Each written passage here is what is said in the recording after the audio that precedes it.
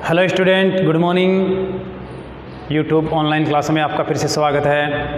पिछली वीडियो के अंदर आपको बताया था चतुर्भुज के बारे में, वर्ग, आयत, समचतुर्भुज, समांतर चतुर्भुज और समलंब चतुर्भुज की परिभाषा, इन सभी चतुर्भुजों में क्या गुण होते हैं ये बताया था आपको। साथ ही साथ वर्ग के दोनों विकर्ण बराबर होते हैं, इस प्रमेय को सिद्ध करके बताया था पिछले वीडियो के अंदर। चतुर्भुज से संबंधित जो आपका पॉइंट है वो दोनों क्लासों के अंदर 9th क्लास और 10th क्लास दोनों में कॉमन है। दोनों क्लासों के अंदर इससे संबंधित क्वेश्चन आते हैं एग्जाम के अंदर। तो आज आपके लिए समचतुर्भुज की भुजाओं और विकर्णों में क्या संबंध होता है इसके बारे में आपको बताते हैं। तो सबसे पहले मैं यहाँ पर प्रमेय लिख देता हूँ। सिद्ध कीजिए कि समचतुर्भुज की भुजाओं के वर्गों का योग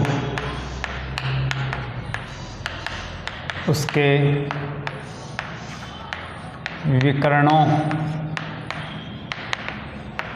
के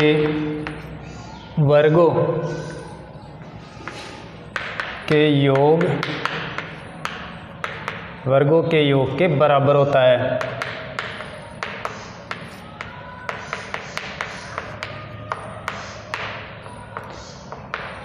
देखो यहाँ पर मैंने क्वेश्चन लिखा है कि एक समचतुर्भुज की सभी भुजाओं के वर्गों का योगफल जोड़ लिया जाए तो उसके दोनों विकर्णों के वर्गों के योग के बराबर हो जाता है। इससे पहले आपको ये समझना ज़रूरी है कि ये समचतुर्भुज क्या होता है, और ये समचतुर्भुज क्या होता है इसके बारे में आपको पिछले वीडियो के अंदर मैंने बताया था। चतुर्भुज के अंदर कि वर्ग, समचतुर्भुज, आयत, समांतर चतुर्भुज और समलंब चतुर्भुज। तो उसमें आपको मैंने बताया था कि समचतुर्भुज एक ऐसा चतुर्भुज होता है जिसकी चारों भुजाएं बराबर होती है, लेकिन कोई सा भी कोण समकोण नहीं होता है, क्योंकि अगर कोई सा भी कोण समकोण होगा तो वो एक वर्ग बन जाएगा। तो हम यहाँ पर एक समचतुर्भुज लेंगे और उसके अंदर ये साबित करके बताएंगे कि उसकी चारों भुजाओं के वर्गों का योगफल उसके दोनों विकर्णों के वर्गों के योगफल के बराबर होता है। तो देखो यहाँ पर हमें ये सिद्ध करने वाला क्वेश्चन लिया है। सिद्ध करने वाले जो क्वेश्चन है, प्रमेय वाले जो क्वेश्चन है, उनमें सबसे पहले हम स्टेप में लिखते हैं दिया हुआ है। तो यहाँ पर आपको सबसे पहले लिखना है दिया हुआ है या दिया है। क्या दिया हुआ है यहाँ पर इस क्वेश्चन के अंदर जो सूचना दी हुई है उसके अनुसार आपको ये ध्यान देना है कि इसमें क्या सूचना दी हुई है, क्या बात बताई गई है। तो यहाँ पर आपको केवल मात्र क्वेश्चन के अंदर एक समचतुर्भुज दिया हुआ है और उस समचतुर्भुज में आपको आगे ये साबित करना है कि उसके भुजाओं के वर्गों का योगफल उसके विकर्णों के वर्गों के योगफल के बराबर होता है। तो सबसे पहला पॉइंट आता है दिया हुआ क्या है, आपको क्या क्वेश्चन दिया हुआ है, क्वेश्चन के अंदर क्या जानकारी है, ये आपको समझना जरूरी है। तो यहाँ पर एक समचतुर्भुज दिया हुआ है, तो हमें यहाँ पर एक मानना है कि एक समचतुर्भुज है जिसका हमें नाम भी देना है ABCD XYZ PQRS, कुछ भी आप उनका नाम दे सकते हो। तो सबसे पहले हम मान लेते हैं, माना समचतुर्भुज NRBG है, ये नाम दे दिया। आप कुछ भी नाम दे सकते हो। इसका यहाँ पर मैं डायग्राम भी बना लेता हूँ, चित्र बनाकर ही आप सिद्ध करोगे, क्योंकि बिना डायग्राम के कोई भी क्वेश्चन प्रमेय वाला ये सिद्ध नहीं हो पाएगा। तो यहाँ पर मैं ये समचतुर्भुज मान लेता हूँ और उसके चारों शीर्षों के नाम दे देता हूँ N, एक का R बिंदु, एक का ये B शीर्ष और एक का ये G। ये मान लिया कि एक समचतुर्भुज है NRB और G। अब इसके अंदर हमें क्या करना है, इसकी भुजाओं के वर्गों का योगफल विकर्णों के वर्गों के योगफल के बराबर होता है। इसका मतलब इसके अंदर विकर्ण भी है, तो ये विकर्ण भी खींच देते हैं, क्योंकि क्वेश्चन के अंदर विकर्ण दिया हुआ है और समचतुर्भुज दिया हुआ है, भुजाएं दी हुई है। तो यहाँ पर इस दिया हुआ में आप ये भी लिख सकते हो कि माना एक समचतुर्भुज NRBG है जिसके अंदर भुजाएं NR, RB, BG और GN है तथा विकर्ण NB और GR है। या आप अगर ये नहीं भी लिखते हो तो नाम से स्पष्ट हो रहा है कि NRBG है, तो भुजाएं होगी NR, RB, BG और GN हो गई। साथ ही साथ विकर्ण आपको और बताने की NB और RG है, तो यहाँ पर लिख देते हैं हम तथा विकर्ण NB व RG है, ये विकर्ण लिख दिया। अब उसके बाद अगला पॉइंट आता है सिद्ध करना है। क्या सिद्ध करना है? देखो यहाँ पर विकर्ण काट रहे हैं, वो बिंदु और लिख देते हैं। मान लेते हैं ये P पे काटते हैं या H पे काट देते हैं, कुछ भी बिंदु ले सकते हो आप। ये H पे काट रहे तो यही इसमें लिख देते हैं वह विकर्ण परस्पर H बिंदु पे काटते हैं, परस्पर H बिंदु पर प्रतिच्छेद करते हैं, काटते हैं। ये H बिंदु पे काट दिया, प्रतिच्छेद कर दिया, ये लिख दिया। अब हमें लिखना है सिद्ध करना है, तो सिद्ध करना है। क्या सिद्ध करना है? ये आपको इस क्वेश्चन के अंदर जो दिया हुआ आपका क्वेश्चन है उसके अंदर पढ़ना है, समझना है कि इसमें क्या सिद्ध करना है। तो इसमें बताया गया है कि इसकी भुजाओं के वर्गों का योग और साथ ही साथ विकर्णों के वर्गों का योग वो आपस में बराबर होता है। तो चित्र के अंदर आपको साफ साफ भुजाएं दिख रही है, कौन सी भुजाएं हैं, उनके वर्गों का योगफल आपको लिखना है और साथ ही साथ विकर्णों के वर्गों के योग के बराबर आपको करके दिखाना है। तो यहाँ पर हम भुजाओं के वर्गों का योग कर लेते हैं। तो सिद्ध करना है आपको, अर्थात NR² प्लस RB², जो भी भुजाएं हैं उनका वर्ग करना है और जोड़ना है। सीधा सा दे रखा है NR² plus RB² plus BG² plus GN², ये बराबर होना चाहिए उसके विकर्णों के वर्गों की। तो विकर्ण है यहाँ पर NB, तो ये NB² प्लस दूसरा विकर्ण है RG², ये हमें सिद्ध करना है। अगला पॉइंट आता है रचना का। अगर आपको कोई ऐसी जानकारी चाहिए जो यहाँ पर सिद्ध करने के काम में आए तो आप इस क्वेश्चन के अंदर रचना भी कर सकते हो। ज़्यादातर क्वेश्चन बिना रचना के सिद्ध हो जाते हैं, तो यहाँ पर कोई रचना करने की आवश्यकता नहीं है आपको। यहाँ पर हम डायरेक्टली सीधे लिखते हैं उपपत्ति। अगला पॉइंट आता है उपपत्ति, जिसके अंदर आपको प्रूफ देना है, अर्थात ऐसी पहले से सिद्ध जानकारी यहाँ पर आपको देनी है जिससे ये क्वेश्चन सिद्ध हो जाए, जो गणितीय नियमों के अनुसार सत्य होनी चाहिए, गलत नहीं होनी चाहिए। तो वो हम यहाँ पर उपपत्ति के अंदर प्रूफ देंगे और अंत में ये सिद्ध करेंगे। तो यहाँ पर देखो सिद्ध करना है, ये वेरी इंपॉर्टेंट है, इसको ध्यान में रख के आपको आगे सब कुछ लिखना है। यहाँ पर क्वेश्चन में आपको सिद्ध करना है NR², अर्थात इस NR भुजा का वर्ग करना है, दूसरा RB का वर्ग, अर्थात कुल मिला के चारों भुजाओं का स्क्वायर करना है, वर्ग करना है। तो यहाँ पर इस NR भुजा का हम वर्ग करें, ये किस प्रकार से वर्ग हो सकता है, वर्ग करेंगे तो NR जो भुजा है उसके वर्ग के बराबर क्या मान आएगा, ये आपको पहले सोच लेना है। इसी प्रकार से फिर आगे भी तो आपको ये जानकारी पता होना चाहिए कि समचतुर्भुज के विकर्ण परस्पर लंब सम द्विभाजित करते हैं, जो आपको पूर्व वीडियो के अंदर मैंने चतुर्भुज की जो सामान्य जानकारी थी उसके अंदर आपको स्पष्ट करके बताया था। समचतुर्भुज के विकर्ण परस्पर लंबवत काटते हैं और सम द्विभाजित करते हैं। तो यहाँ पर ये 90 डिग्री पे काट रहे हैं, ये आपको ध्यान रखना है। चाहे से यहाँ पर 90 डिग्री की तरह काटते हुए नहीं दिख रहे हो, क्योंकि समचतुर्भुज है तो ये लंब सम द्विभाजित ही करेंगे विकर्ण। तो यहाँ पर ये समकोण पे काट रहे हैं, ये आपको जानकारी लिखनी है। तो हम उपपत्ति में लिखते हैं, चूंकि समचतुर्भुज के विकर्ण परस्पर लंब समद्विभाजित करते हैं, अर्थात 90 डिग्री पे काटते हैं और बराबर भागों में बांटते हैं, समद्विभाजित करते हैं। साथ ही साथ समचतुर्भुज के विकर्ण, खैर विकर्ण तो बराबर नहीं होते, वर्ग के विकर्ण बराबर होते हैं। तो यहाँ पर लंब सम द्विभाजित करते हैं, ये आपको लिखना है। समचतुर्भुज के विकर्ण परस्पर लंब सम द्विभाजित करते हैं। तो यहाँ पर ये जो चार त्रिभुज बन रही है, अर्थात NRH और RHB और BHG और GHN, ये चारों त्रिभुज समकोण त्रिभुज हो गई। यहाँ पर ये चारों जो त्रिभुजाकार आकृतियाँ आपको दिख रही है, ये चारों समकोण त्रिभुज है। और समकोण त्रिभुज के अंदर आप पाइथागोरस प्रमेय लगा सकते हो। और आपको ये भी पता है कि जो समकोण होता है उसके सामने वाली भुजा कर्ण होती है। तो यहाँ पर हम इन त्रिभुजों की अलग अलग बात करेंगे। तो ये जो चारों भुजाएं हैं वो इन त्रिभुजों के कर्ण कहलाएंगे, वे कर्ण हो जाएंगे। तो हम यहाँ पर पाइथागोरस प्रमेय लगा सकते हैं। और पाइथागोरस प्रमेय के अनुसार कर्ण स्क्वायर के अनुसार हम जोड़ सकते हैं, कर्ण स्क्वायर बराबर लंब स्क्वायर प्लस आधार स्क्वायर। तो इस प्रकार से बिल्कुल नॉर्मल क्वेश्चन बन जाएगा। तो आपको यहाँ पर पाइथागोरस प्रमेय का इस्तेमाल करना है। तो यहाँ पर लिखना है, इसलिए जब ये विकर्ण परस्पर 90 डिग्री पे काटते हैं तो इसलिए सभी चारों त्रिभुज क्या हो गए, समकोण त्रिभुज हो गए। तो इसलिए त्रिभुज NRH, त्रिभुज RHB,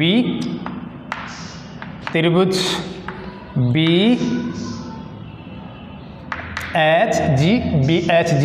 व GHN, त्रिभुज GHN सभी समकोण त्रिभुज हैं। सभी क्या हो गए, समकोण त्रिभुज, क्योंकि 90 डिग्री पे यहाँ पर कोण बन रहे हैं। तो चारों के चारों त्रिभुज क्या है, समकोण त्रिभुज है। सभी समकोण त्रिभुज है। और अब समकोण त्रिभुज है तो हम यहाँ पर पाइथागोरस प्रमेय का इस्तेमाल कर सकते हैं। अतः पाइथागोरस प्रमेय, इसके बारे में आपको पूर्व में बता चुके। अतः पाइथागोरस प्रमेय क्या है, कर्ण स्क्वायर बराबर लंब स्क्वायर प्लस आधार स्क्वायर से, यहाँ पर इस पाइथागोरस प्रमेय से हम इन भुजाओं का वर्ग होगा, भुजाओं का वर्ग करेंगे। जो हमें इस क्वेश्चन में सिद्ध करना है उन भुजाओं का वर्ग करना है। तो यहाँ पर प्रारंभ में हम लिख लेते हैं NR स्क्वायर, NR क्योंकि समकोण के सामने वाली भुजा है तो कर्ण है, कर्ण स्क्वायर बराबर यहाँ पर लिखते हैं NR स्क्वायर बराबर, आप सब जानते हो कर्ण स्क्वायर बराबर लंब स्क्वायर प्लस आधार स्क्वायर। तो यहाँ पर NR स्क्वायर करना है तो इनमें से एक भुजा लंब होगी और एक भुजा आधार होगी। किसी भी भुजा को आप मान सकते हो। तो यहाँ पर दोनों बाकी जो लंब और आधार है उनके वर्गों का आपको योग जोड़ना है। तो ये हो गया कर्ण स्क्वायर बराबर NH square plus RH square. तो ये RH स्क्वायर, ये हो गया इस समकोण त्रिभुज के अंदर। और हमें ऐसा करना भी है, अर्थात NR स्क्वायर का वर्ग करना है, इसका वर्ग करना है, क्योंकि सिद्ध करने के लिए हमें NR स्क्वायर लेकर आना है। तो ये तो करना ही करना है। अब आगे आपको RB स्क्वायर करना है। तो आप इस त्रिभुज के अंदर आ जाओ, RB स्क्वायर, यहाँ पर देखो RB स्क्वायर बराबर वही, ये भी कर्ण है। तो कर्ण स्क्वायर बराबर लंब स्क्वायर प्लस आधार स्क्वायर, अर्थात लंब और आधार RH और जो BH है वो लंब और आधार हो जाएंगे। तो ये हो जाएगा RH square plus BH square. ये हो गया इस दूसरे समकोण त्रिभुज के अंदर। इसी प्रकार से आगे देखो, आपको सिद्ध करने के लिए BG स्क्वायर लेकर आना है, अर्थात इस भुजा का वर्ग करना है। इस तीसरे त्रिभुज की बात करें हम तो इसमें BG कर्ण है, तो इसके बराबर BG स्क्वायर बराबर वही BH square plus GH square, क्योंकि ये दोनों भुजाएं लंब और आधार होगी। तो ये हो जाएगा BH square plus GH square. ये तीसरे त्रिभुज के अंदर ये संबंध आ गया। और आपका जो चौथा त्रिभुज है उसके अंदर NG, यहाँ पर देखो GN, ये GN का हमें वर्ग करना है। तो यहाँ पर भी हम क्या करते हैं, पाइथागोरस प्रमेय के अनुसार GN स्क्वायर बराबर इस त्रिभुज के अंदर कर्ण स्क्वायर बराबर एक भुजा ये लंब है और ये आधार होगी। तो NH square, NH square plus GH square, ये GH स्क्वायर। तो इस प्रकार से ये चारों समकोण त्रिभुजों के अंदर हम पाइथागोरस प्रमेय के अनुसार कर्ण स्क्वायर बराबर लंब स्क्वायर प्लस आधार स्क्वायर, लंब स्क्वायर प्लस आधार स्क्वायर, ये कर्ण के बराबर कर लिया। अब आपके क्वेश्चन में सिद्ध करने के लिए बता रखा है कि इन सभी का योगफल करना है, अर्थात NR square, RB square, BG square और GN स्क्वायर, इनका हमें टोटल करना है। तो हम ये जो चार समीकरण बनाए हैं इनमें जो NR स्क्वायर है, RB स्क्वायर है और BG स्क्वायर के साथ साथ ये GN स्क्वायर है, इनको हम प्लस कर लेते हैं, इधर जोड़ लेते हैं, अर्थात एक तरफ जोड़ लेते हो तो इनके बराबर जो मान है वो दूसरे पक्ष में जोड़ा जाएगा। तो हम यहाँ पर लिख देते हैं समीकरण 1, 2, 3 व 4 को जोड़ने पर अब ये जोड़ते क्यों हैं, जोड़े क्यों, ये कहाँ से दिमाग में आएगा आपके? तो ये आपको साफ साफ दिख रहा है। सिद्ध क्या करना है वो ये बता रहा है कि इन चारों भुजाओं को जोड़ना है, वर्गों का योगफल करना है, अर्थात NR² plus RB² plus BG² plus GN² करना है। तो यहाँ पर आपके पास ये जो दे रखे हैं वो के वही चारों, इनको आप जोड़ लो। तो यहाँ पर हम इनको जोड़ लेते हैं, अर्थात NR² इसके अनुसार प्लस RB² प्लस BG², ये BG² और प्लस GN²। हमने इन समीकरण के इन चारों पक्षों में जो आपके बायां पक्ष था, उन बाएं पक्षों को एक तरफ जोड़ लिया, तो दाहिने पक्षों को आपको दूसरी साइड में जोड़ना होगा। तो हम बाकी इनके बराबर जो मान बच गए उसको इस पक्ष में जोड़ेंगे, क्योंकि बराबरों के बराबर ही जोड़ सकते, नहीं तो आपका ये समीकरण गलत हो जाएगा। तो इस NR² के बराबर जो मान है वो यहाँ पर लिखना पड़ेगा, RB² के बराबर मान है ये इधर जोड़ना पड़ेगा, और साथ साथ BG² के बराबर ये दोनों मान है वो भी इधर पक्ष में जोड़ने पड़ेंगे, और GN² के दोनों मान उस पक्ष में जोड़ने पड़ेंगे। तो कुल मिला के इनके बराबर जो मान है वो दूसरे पक्ष में जोड़ना है, तभी ये दोनों पक्ष बराबर रहेंगे। तो हम इनको जोड़ लेते हैं।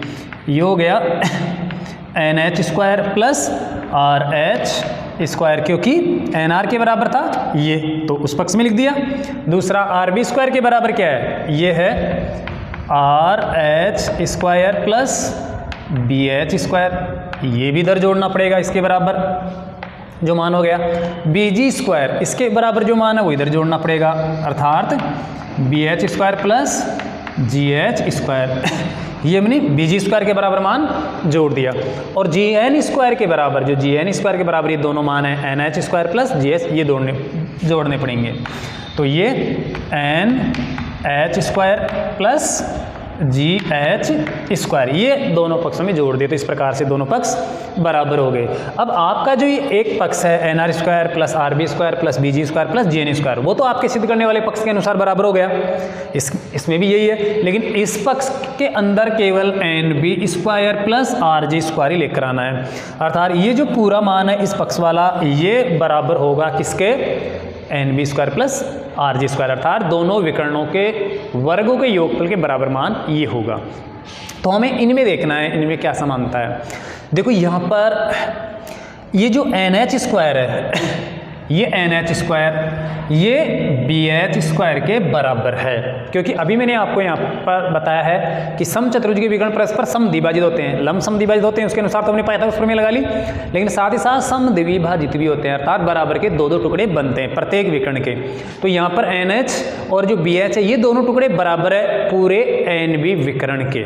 तो कुल मिला के हम NH की जगह BH लिख सकते हैं और BH की जगह NH लिख सकते हैं, अर्थात NH² के बराबर BH² है, दोनों बराबर है टुकड़े, तो ये बराबर हम लिख सकते हैं। तो NH² है, इसकी जगह हम BH² लिख सकते हैं, या फिर BH² जो है ये BH², इसकी जगह भी हम क्या लिख सकते हैं, NH²। तो ये NH² लिख दिया इसकी जगह। दूसरा है RH², ये RH² है, इस RH² के बराबर इस विकर्ण में देखें हम RG के अंदर, तो RG के अंदर GH और RH ये दोनों बराबर है, क्योंकि इस विकर्ण के भी दोनों भाग बराबर होंगे, क्योंकि समद्विभाजित करते हैं तो बराबर दो दो टुकड़े बट रहे हैं। तो हम RH की जगह GH लिख सकते हैं या GH की जगह RH लिख सकते हैं, दोनों में कोई अंतर नहीं है, किसी के बराबर भी आप दूसरा लिख सकते हो। तो हम इस RH के बराबर ये GH कर लेते हैं। तो यहाँ पर देखिए GH² जो है ये किसके बराबर है, RH² के बराबर, तो ये RH² हो गया, RH² और GH² बराबर, तो इस GH² की जगह मैंने RH² लिख दिया। और दूसरा है ये यहाँ पर बाकी जो हैं NH², ये ऐसे कैसे, ये RH² ऐसे कैसे, और ये फिर से RH² आ गया, तो ये RH² फिर BH² का मतलब BH² का मतलब NH² है बराबर, तो ये ऐसे कैसे लिख दिया, फिर से ये BH² है, तो इस BH की जगह आप NH लिख सकते हो, तो यहाँ पर हम NH² लिख देते हैं, ये आ गया। GH² के बराबर हमने RH² कर दिया, क्योंकि दोनों टुकड़े बराबर है, और ये फिर से NH², तो ये NH² प्लस GH², ये GH है, इसकी जगह फिर से हम RH² कर देते हैं, जैसे यहाँ पर किया था। GH स्क्वायर की जगह RH स्क्वायर, यहाँ पर जो ये किया था वैसे ही यहाँ पर कर देते हैं, तो ये हो गया RH स्क्वायर। अगर आप चाहो तो यहाँ पर लिख भी सकते हो कि NH बराबर RH और NH बराबर RH क्या, NH बराबर BH, दोनों टुकड़े बराबर, और इधर RH बराबर क्या है GH, ये बराबर है इसलिए हमने ये बराबर लिख दिया क्योंकि समविभाजित कर रहे हैं। अब देखो यहाँ पर NH स्क्वायर 2 गए, डबल हो गए, RH स्क्वायर भी 2 गए, और साथ साथ NH स्क्वायर 2 और 2 4, RH स्क्वायर भी 4 4 हो गए, अर्थात 1 NH स्क्वायर, 2 NH स्क्वायर और 3 NH स्क्वायर, और साथ ही साथ 4 NH स्क्वायर हो गया, ये 4 NH square plus RH square. देखो आप RH स्क्वायर है 1 2 3 और ये भी 4, तो ये हो गया 4 RH स्क्वायर। इस प्रकार से 4 NH स्क्वायर हो गया और 4 ही BH ये RH स्क्वायर हो गया। ये आपके समझ में आना चाहिए। देखो NH स्क्वायर पहले से था, फिर से बता रहा हूँ मैं आपको, RH स्क्वायर ऐसे कैसे, ये RH स्क्वायर ऐसे कैसे, BH की जगह मैंने NH लिखा है, इस BH की जगह NH क्योंकि बराबर है दोनों टुकड़े, BH की जगह फिर से NH, वो की वही बात है, GH की जगह इस GH की जगह मैंने लिखा है RH क्योंकि दोनों टुकड़े बराबर है, तो ये RH लिख दिया। इस NH ऐसे कैसे, और ये GH इसकी जगह फिर से RH हमने इसका वर्ग कर दिया, तो ये मान बराबर है जो आपके समझ में आना चाहिए। तो इस प्रकार से हम देखते हैं 1 NH square, 2 NH square, 3 NH square और 4 NH स्क्वायर, तो ये तो हो गए 4 NH स्क्वायर जुड़ के, RH square 1, RH square 2, RH square 3 और RH स्क्वायर 4, ये भी 4 हो गया। लेकिन आपको लेकर आना है क्या, NB और RG दोनों के वर्गों का योगफल। ये पक्ष जो आपका वो चल ही रहा है, आप इसको लिख सकते हो ऐसे कैसे, इसमें तो आपको कोई परिवर्तन करना नहीं है क्योंकि हमारा एक पक्ष तो ये तो आ चुका, तो इसको तो ऐसे कैसे उतार लेना है, और ये GN स्क्वायर यहाँ पर भी उतार लेना है, NR square plus RB square plus BG square plus GN square. लेकिन ये जो पक्ष है इसके अंदर आपके ये दोनों मान आने चाहिए, ये आपको अब सोचना है कि किस प्रकार से NB square plus RG square ये बन जाए। तो यहाँ पर देखिए NH का वर्ग है, अगर हम इस 4 को 2 के वर्ग के रूप में कन्वर्ट कर ले तो कुछ भी फर्क नहीं पड़ेगा क्योंकि 2 का वर्ग 4 होता है और NH स्क्वायर है। तो हम यहाँ पर ये कर लेते हैं 2 गुणा क्या, 2NH, जबकि 4 NH स्क्वायर है, इसको मैं कर लेता हूँ 2NH और ऐसे स्क्वायर कर देता हूँ, होल स्क्वायर कर देता हूँ। 2 का वर्ग हो गया 4 और NH का वर्ग हम कोष्ठक खोलेंगे तो NH स्क्वायर हो ही जाएगा। इसको अगर कोष्ठक खोलते हैं तो NH स्क्वायर और 2 का वर्ग 4, तो ये 2NH का होल स्क्वायर है वो 4NH स्क्वायर हो जाएगा। तो एक ही बात है, कोई अंतर नहीं है, यहाँ पर सेम है। आगे देखिए यहाँ पर भी ऐसे ही कर लेते हैं 2 गुणा RH का होल स्क्वायर, 2 का वर्ग 4 और RH का वर्ग RH स्क्वायर, ये हो ही गया, इसमें कोई अंतर नहीं है। अब देखो यहाँ पर 2 गुणा NH, चूंकि 2 गुणा NH, इस NH का डबल क्या है, इस टुकड़े को अगर दुगना कर दे, डबल कर दे, क्या बन जाएगा, पूरा विकर्ण हो जाएगा, क्योंकि इसका दुगना ही तो पूरा विकर्ण है, क्योंकि ये दोनों आधे आधे हैं। BH और NH दोनों टुकड़े किसके हैं, BH के, ये BN के, इस BN के ये दोनों टुकड़े हैं। अगर इसमें से किसी एक टुकड़े को 2 गुणा कर दिया जाए, डबल कर दिया जाए, तो पूरा विकर्ण बन जाएगा। तो कुल मिला के 2 गुणा NH के बराबर है पूरा BH, तो ये हो गया BH विकर्ण। और दूसरी बात 2 गुणा RH, 2 गुणा RH के बराबर इस टुकड़े का दुगना होगा पूरा RG, अर्थात विकर्ण का ये आधा टुकड़ा है। अगर इसके बराबरी और इसमें जोड़ दें तो पूरा हो जाएगा, जबकि इसको ही दुगना कर देते हैं क्योंकि ये दोनों बराबर है, समविभाजित करते हैं। तो यहाँ पर RH को डबल करेंगे तो वो क्या बनेगा, RG, जबकि यहाँ पर RH का डबल हो रहा है, इस RH का डबल, तो क्या हो गया RG, ये RG है। तो इस प्रकार से हम 2NH की जगह लिख देंगे BH, बी एच क्या, बी एच क्या, बी एन, ये बी एन या एन बी एक ही बात है। तो ये एन बी, यहाँ पर 2 गुणा एन एच का डबल करेंगे तो क्या हो जाएगा, बी एन, ये विकर्ण पूरा हो जाएगा बी एन। तो यहाँ पर ये लिख देते हैं हम, अर्थात 2 एन एच का वर्ग प्लस 2 गुणा आर एच का वर्ग। 2 गुणा एन एच का मतलब है एन बी, तो ये एन बी का वर्ग प्लस 2 गुणा आर एच का मतलब है आर जी, पूरा विकर्ण, ये आर जी, तो ये आर जी। यहाँ पर देखिए N B square plus R G square हो गया, जो आपको इस पक्ष में लेकर आना था। और इधर वाला पक्ष आपका N R square plus R B square plus B G square plus G N square, ये ऐसे कैसे है ही।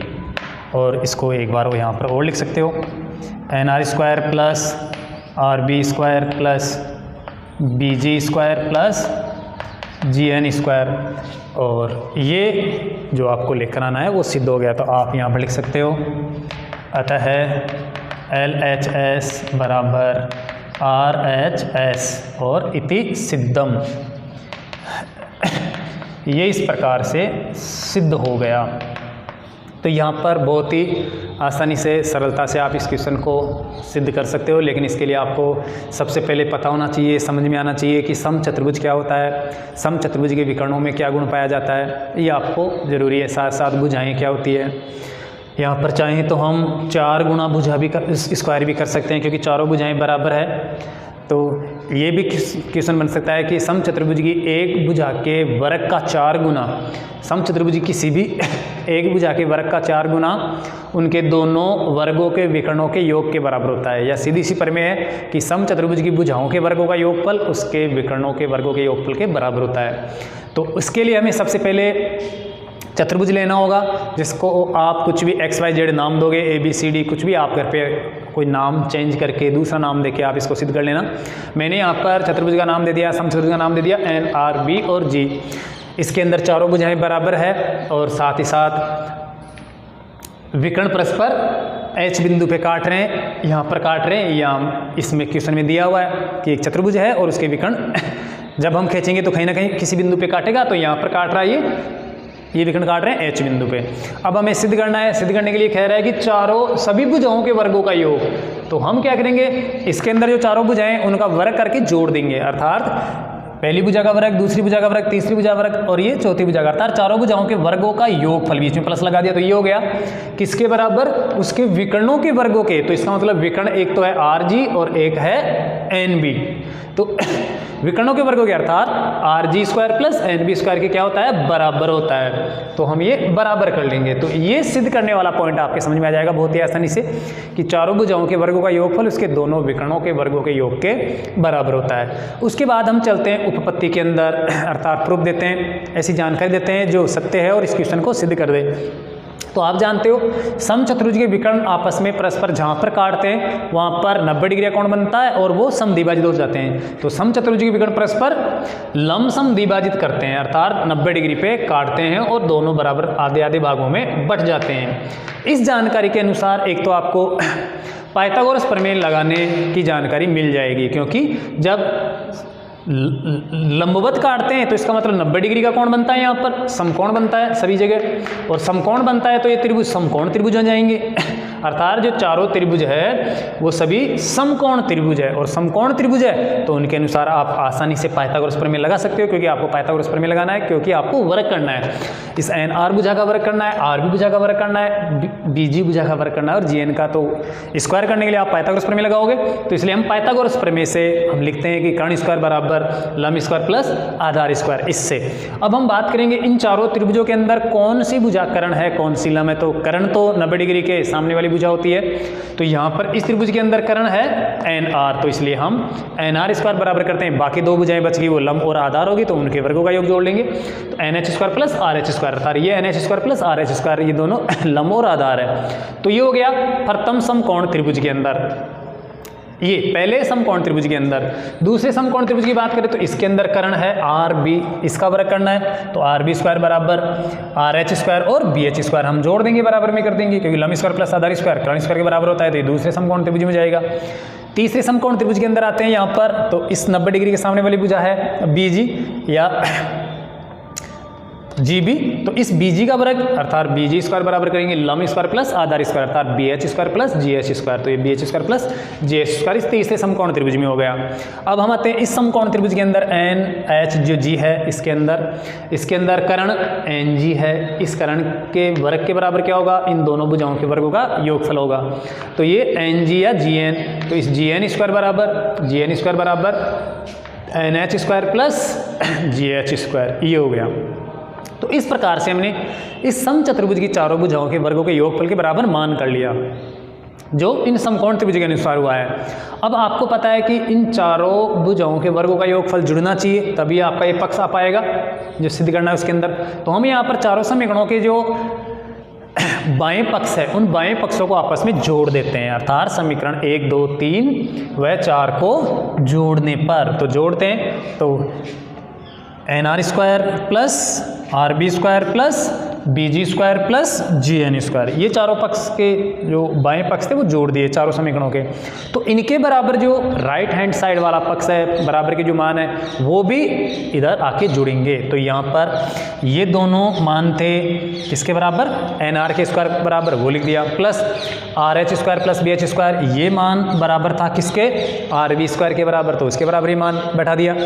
और B H square plus G H square ये किसके बराबर था, बी जी स्क्वायर के बराबर, इस बी जी स्क्वायर का तो वो रख दिया, और जी एन स्क्वायर के बराबर था N H square plus G H square, तो ये दोनों पक्ष बराबर हो गए, क्योंकि इधर इनको जोड़ा है तो इनके बराबर मान उस पक्ष में जोड़ दिए, तो ये बराबर हो गया। अब आपको ये ध्यान देना है कि एन एच के बराबर है बी एच, इस एन एच के बराबर ये बी एच है, तो जहाँ पर भी एन एच है वहाँ पर हम बी एच लिख देंगे, या जहाँ पर भी बी एच है वहाँ पर हम एन एच लिख देंगे, तो बी एच की जगह एन एच लिख रहे हैं, तो ये एन एच स्क्वायर ऐसे कैसे, आर एच के बराबर है जी एच या जी एच के बराबर आर एच है, तो हम जी एच की जगह आर एच लिखेंगे, तो इस आर एच को ऐसे कैसे उतार लेते हैं, इस आर एच स्क्वायर को भी ऐसे कैसे उतार लेते हैं, बी एच का मतलब है एन एच और बी एच स्क्वायर बराबर एन एच स्क्वायर, तो ये इसके बराबर ले लिया, बी एच के बराबर क्या है, ये एन एच, तो ये इसका वर्ग कर दिया, फिर से बी एच स्क्वायर के बराबर एन एच स्क्वायर कर दिया, और जी एच, इस जी एच के बराबर आर एच है, तो जी एच स्क्वायर के बराबर आर एच स्क्वायर होगा, तो ये आर एच स्क्वायर कर दिया,